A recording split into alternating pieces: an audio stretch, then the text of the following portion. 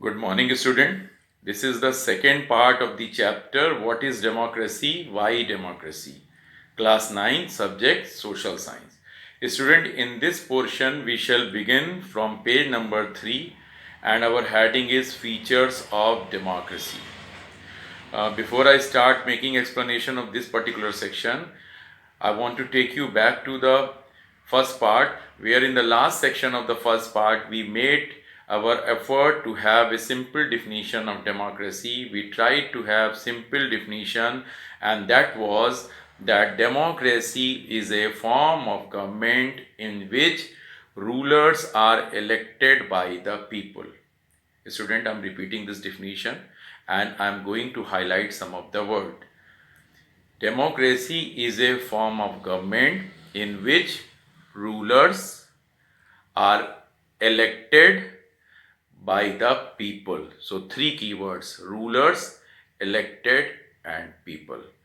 In this section, part 2, we will start our discussion from that who are the rulers, how does election take place, and what kind of election do take place in the democracy, which to be considered democratic, which cannot be considered democratic, and in the category of the peoples who can cast vote in the election, who are not given the authority. Let us discuss one by one.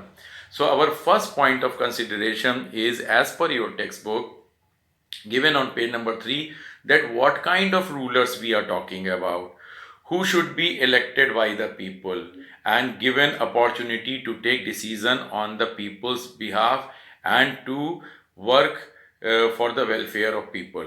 And do we have in the system those people who are not elected but have the authority to take decision? We will try to explore these two cases in the coming various examples from the different part of the world, taking few countries, especially Pakistan, Mexico, China, Syria. But later, next question is, that is our second part, that what kind of election? We said in the definition, rulers elected by the people. So our second point is elected. What kind of election do we have? Do we have the election for everyone, where all the peoples are given an opportunity to elect the people? The kind of election taking place is free and fair. We have seen the cartoon in the early page where election was conducted, but it was conducted in the presence of the army. So army was establishing democracy, can never be a democracy. It cannot be considered democracy. That's what we discussed already. And in the last part, that the people, what kind of people, means in many part you will find that all the people are given right to cast the vote and elect the candidate. That is where you can say that universal adult franchise. I will explain you in the coming part of this chapter. Universal adult franchise exists where all the people who have attained a certain minimum age, like in our country India it is 18 year, and are going to cast vote, that is fine. But in some countries you will find that some of the people in the country are denied to cast vote, like in early period women and other category of people, those who were not paying tax, were not given right to cast the vote. So various other criteria in the democracy is associated, only on that criteria we can find. There is another question also your book has raised, that is, what kind of form of government is democracy? Now this is important, because having understood the three category, we shall try to find out the answers of the first three category, that is rulers, elected, and people. Now question is, what kind of form of government should we call democratic? It is mentioned also here that can elected rulers are free to take decision. Depends on the country. There are possibility that in some countries those who are elected are free to take any decision and they are not there is no barrier or no limitation. But there are certain countries which are considering that apart from that the ruler is elected by the people, once elected in the government, they should have certain guidelines, certain limitation upon them, so that they can take decision only in the direction which is meant for welfare of the people. Like your country India, student, in which rulers get elected by the people, but there are constitution, there are other institutions which are the guiding force to decide that what rules and regulation are allowed to be taken. And above this, in a true democracy like India, there exists media who keep making critical analysis of every decision taken by the government. You have seen recently, day before yesterday, our Prime Minister has made stimulus package during the situation of the COVID-19 that 20 lakh crore rupees will be provided for the assistance to the weaker section of society by various means. But now, what how government is going to make sure that these people are going to get benefit about that? Our media, our opposition party, all are free to make the critical analysis. Student, in the coming section, we shall make a few examples into consideration from the different part of the word, and based on that we will try to find out the various meanings. Our, as I said in the first part, here onwards from the simple definition we will try to add some qualitative things in the definition of democracy, so that democracy can be defined in more enriched manner. I am repeating again, student. As we have defined democracy in a simple manner, that democracy is a form of government in which rulers are elected by the people. But as I said, it is only a basic definition. We need to add various dimensions that can help this definition to become more clear, that can help us to find out a country whether it is truly a democratic or not. So let us begin from the example of Pakistan. This is a story of Pakistan in the year 1999, when they had army ruler, army chief, that was General Pervez Musharraf. And what this gentleman did, he overthrew the elected government, democratically elected government of Pakistan. Student, that was the time when Mr. Nawaz Sharif was the prime minister, so his government was toppled. For that, the book has written a word, military coup. You make the point clear. The simple definition of military coup is that whenever army, using their gun power and bullet power, forcefully overthrow the democratically elected government and establish its own rule, that is called military coup. So General Pervez Musharraf became the chief executive officer of this country. Normally CEO is an office that you find in a multinational companies, but here he became the CEO, and later he converted this office into the President of India. He declared himself President of India. It is also mentioned that in 2002, I hope you remember in the early part I told you that every government in a modern time used to pretend to be democratic, even if it is a dictatorial or despotic in nature. So to prove that the government of the Pervez Musharraf is democratic, he conducted a referendum. Now referendum is another word, student. Referendum simply means asking people to give their public opinion by the means of casting vote on a particular question of the political nature. I'm repeating again, don't, I might have made this definition very fast.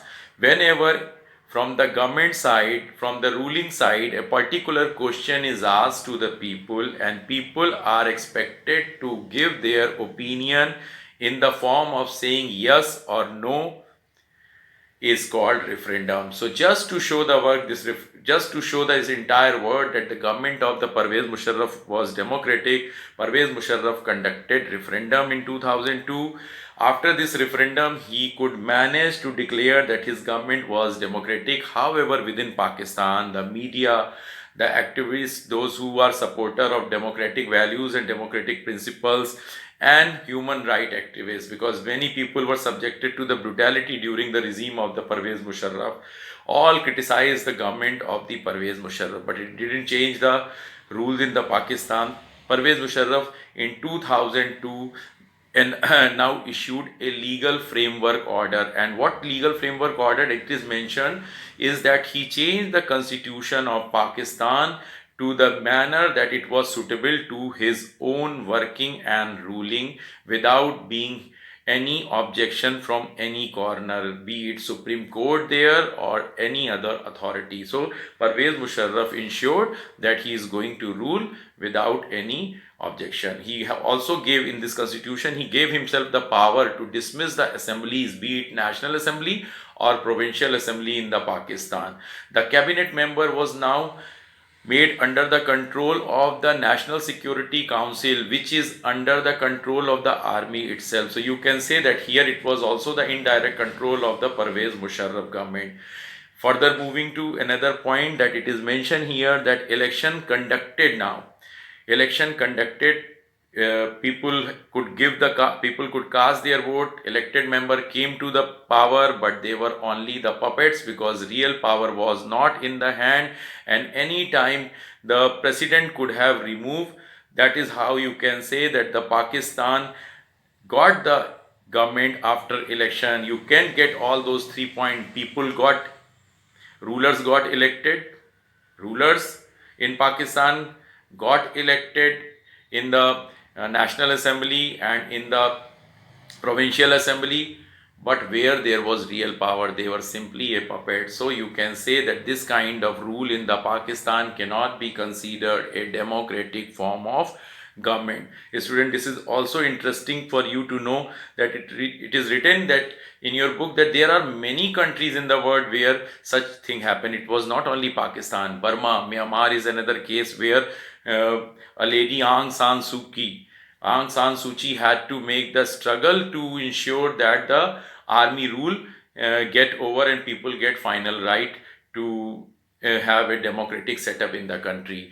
Another example is from the South American continent, that was Chile, where Augusto Pinochet came to power by forceful manner, by the dictatorial manner, and it also conducted referendum just to show to the world that their government is also democratic in nature.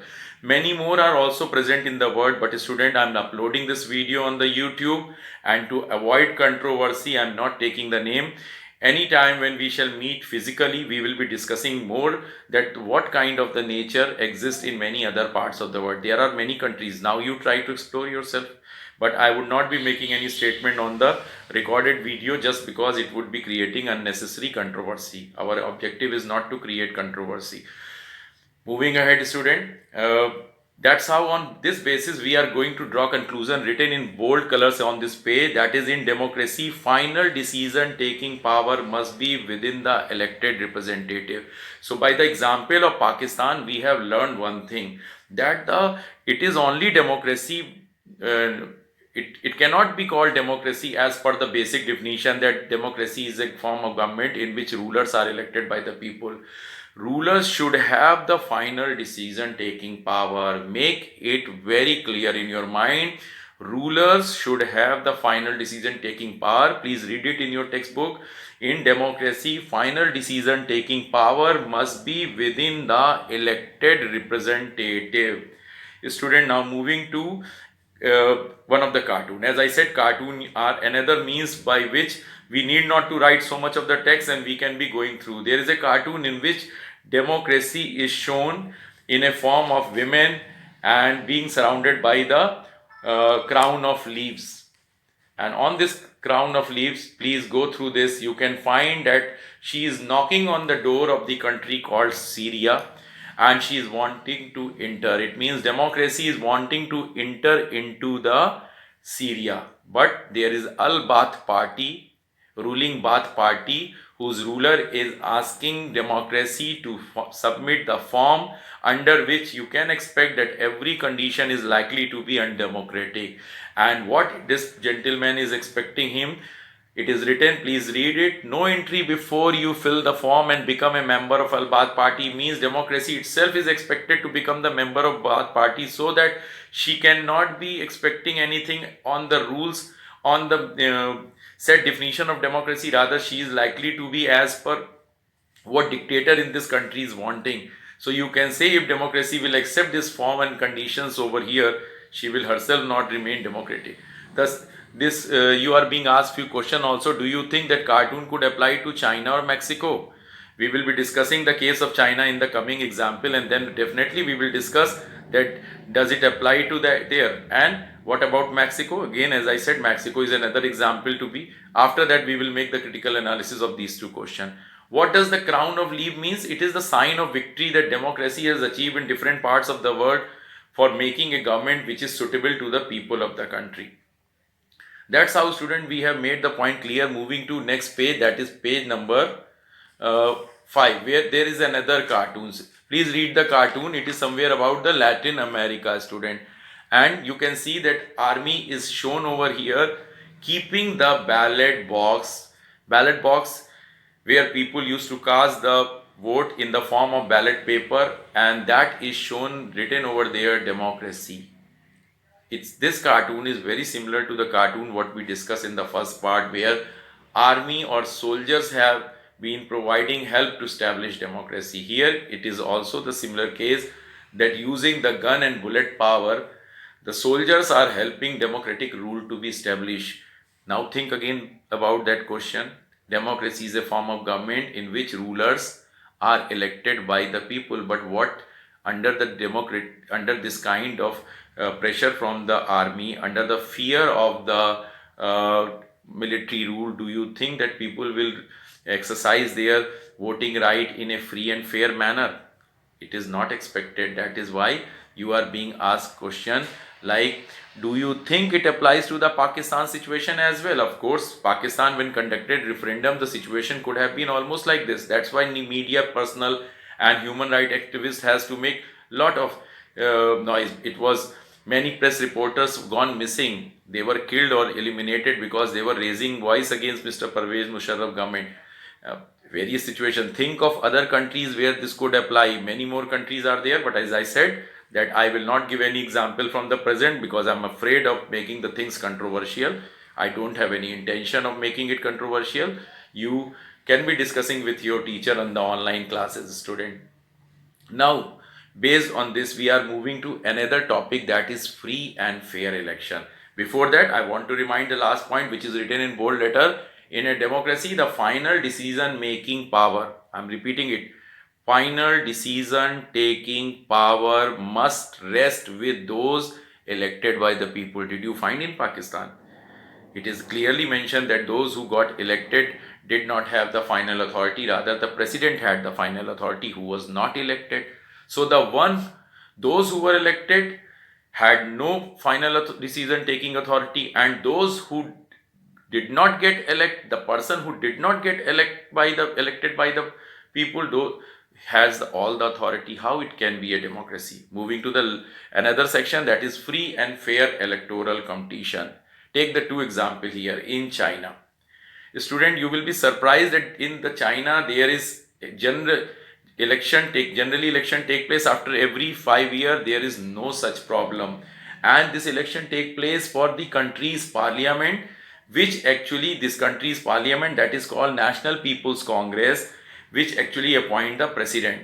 From all across the country, 3,000 members gets elected. Some of these out of some of these members, few are elected by the army. So there is a army which actually do participate in the political matter, which can be the first case giving you an idea that democracy cannot be established. Second case is that remaining candidate are supposed to get the membership from the Communist Party or other 7 or 8 smaller parties. It means it is compulsory that all member has to be a member of the Communist Party.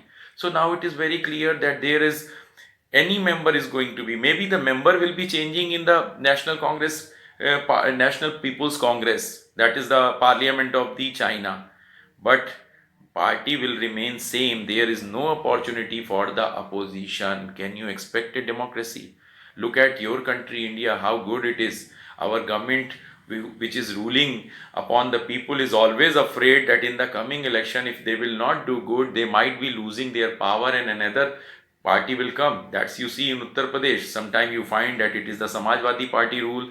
After some time you find that it is the BSP rules. Presently it is BJP is ruling. You can find, or even in the center before 2014, it was the government of the Congress Party and their allies. Now it is National Democratic Alliance under the BJP and their allies. So there is a government which is changing again and again, which is a symbol of the democracy. Now think of China. In China, there is no fear among the ruling party that they might lose their opportunity to rule in future, because there is no choice. I can give you an example that suppose you or me gets an opportunity to run a race where there is no other candidates. So we are bound to get gold medal even if in between the race we are going to sleep, because there is no fear of losing the power. And if there is no fear of losing the power, you cannot expect a government to do the welfare of the people. Such government, though on paper it seems that it is elected by the people, but actually it is useless. It is the only kind of satisfaction to the people that they have chosen the government. It is only the kind of thing that satisfies the very basic definition of democracy, that rulers are elected by the people. So yeah, here you can say rulers are elected by the people. All three conditions are fulfilled, but this definition is not adequate to define the condition of China. Reason, they are compelled. In China, the people do not have choice to change the party if they are not satisfied. That is an example of undemocratic system. Moving to another country, that is Mexico. Take the example over here. In this country, student, there is also a condition. You will be surprised to see that in this country there is nothing like dictatorship. Election do take place time to time. There is no military rule. People are free to cast the vote. And it has been observed that over the last 20-30 years, it has been mentioned, I don't remember how many years, but there is one party, that is PRI, Institutional Revolutionary Party. Repeating again, PRI, Institutional Revolutionary Party. This party is winning again and again, which is making the things little suspicious. Does it happen in our country? Do you find that any government rules more than 10 or 15 years? Because after 10 to 15 years, people start thinking that this government need to change and they need to bring another party to rule over there, or another alliance to rule upon us. That's why we are democratic. We are a wonderful democracy. But in Mexico, this party never lose. There must be some reason. If this, either this party is so popular and it is so good in the working, that is why people select it again and again. No, student, this is not the case. It actually used for winning election number of dirty tricks. Some are mentioned over here. First, that all the government employees in the Mexico are supposed to attend the meeting of the PRI and do what they are expected by the boss, by the political party boss. Second, the teachers here are also compelled to force the parents that they should be coming and they should be supporting the PRI party. Third is that in this party, there is one point, it is mentioned where media, in this country, media is never allowed to criticize the ruling party. It is only allowed to criticize the opposition party. So in this country, opposition don't get opportunity, only they get criticism from the media for one thing or the other thing, but ruling party never get. Fourth point, it is mentioned in your book that very interesting thing is, student, that during the election time, if government comes to know that there is a particular polling area in which they do not have their supporter, at the last moment they change the polling booth to make it inconvenient for those people to cast their vote by going to far off places. Very hidden trick is used. Government has its mechanism through which it is knowing that in which territory they have their supporter and in which territory they don't have their supporter. The area where they don't have their supporter, they don't do anything. They don't stop people to cast the vote. They don't pressurize. They don't do anything undemocratic in front of the people. They don't use the force against the people.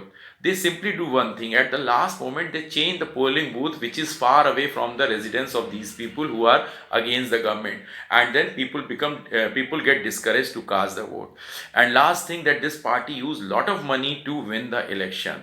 By these examples, we can say that both in case of China, there was no choice to the people, because they could have chosen only one party, Communist Party, again and again. Only they can change the member within the Communist Party, but Communist Party don't get out of the election. Reason, in this country there exists no other party, no competition, and if rulers do not have a choice, it cannot be democracy. We have discussed in the very basic definition, Rulers are elected by the people. Of course, election do take place in China and Mexico, but people are not getting choice in case of China. Now, what about in Mexico? People are getting choice, but not the real choice. There exists opposition party, but if they intended to give the vote to the opposition party, they might end up losing the chance of casting vote by a means of shifting of the polling booth. And also, most of the people are convinced through the means of propaganda by the media or investing of the money. To have this meaning, another cartoon is used. I said in the very first part that you will find various cartoons which are very much relevant. You can say that it is a building democracy through the money bag.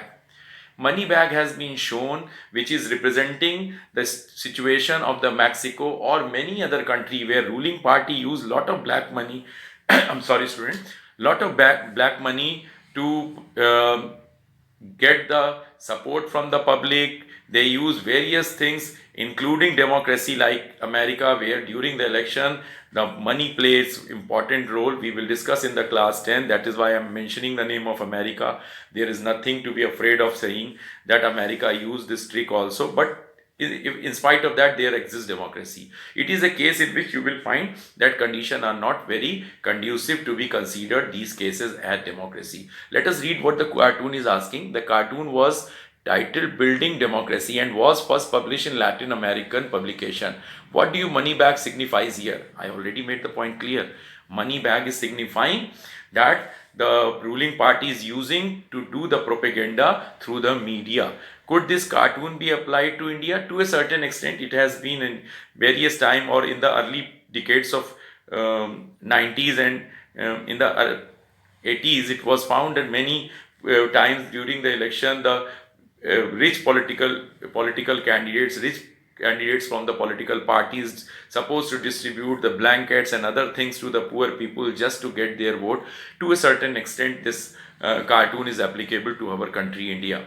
It is not that India has everything good. We will be discussing the shortcoming of our country also in the later part of this chapter, but here I am concluding with the thing regarding the free and fair election. And look what is written: a democracy must be based on a free and fair, two things, free and fair election, where those currently in power have a fair chance of losing. That is one of the important feature. If any party is again and again winning, like the case of China and Mexico, there may be a situation that democracy does not exist. And in the case of India, you can see that every time our governments get changed. So it is a situation in which in a true democracy, there has to be a chance that government in the coming election, the ruling party in the coming election can become the opposition and opposition can become the ruling. It means people should have the power to change the government. And that's what I wanted to say, to make this, that the first definition, simple definition of democracy was not adequate to a certain extent. Thank you, student.